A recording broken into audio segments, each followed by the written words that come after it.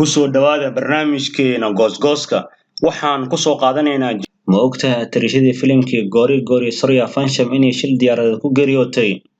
cajiib maxay tahay arrinta aktar walba oo ka cabsanaya inuu filim kula midoobo tirishada Kangana Ranaut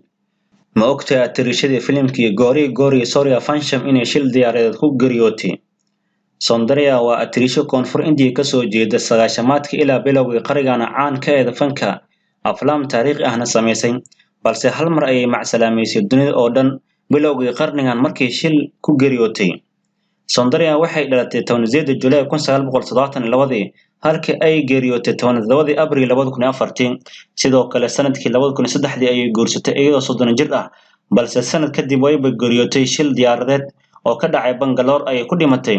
xiddigtan waxay sameysay aflaam badan oo ugu caansan yahay filimkii Soomaalida jecel yihiin ee Gori Gori ama Surya Fansham kaasoo ay la sameysay Amitabh Bachchan oo ku jilay laba waji Amitabh Bachchan loo yaqaan cala dheere filimkan shacbiyad badan ayay ku heshay doorkeeda aad ayaa loogu helay xiddigtan 12 jir ayay ahayd 17 Abriil 2004 shil diyaareed ka dhacay gobolka Bangalore ay xiddigtan ku geeriyootay dad badan oo ku barteen filimkii Surya Fansham ilaa hadda kama warqabaan inay xilli hore geeriyootay atriishadan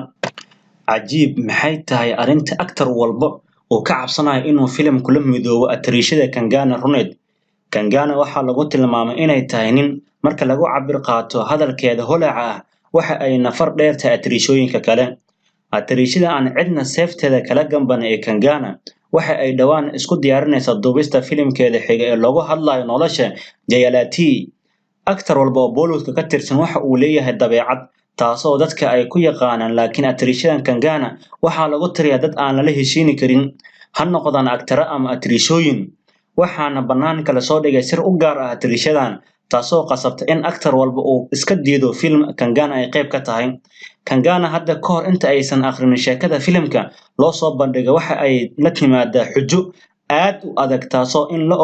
la ogolaado inay wax ka bedesho muuqaalada filimka marka la soo gabagabeeyo duubista iyadoo iska jarta muuqaalada ay u aragto kuwa aan fiicnaynin waxaana midaas ay sababtay in aktarada ay ka cararaan meel ay Kangana joogto xitaa waxa dhawaan arrintaas oo kale ay ku sameysay aktarka lagu magacaabo Sonu Sood kaasoo markii dambe isaga baxay mashruuci Manikarnika The Queen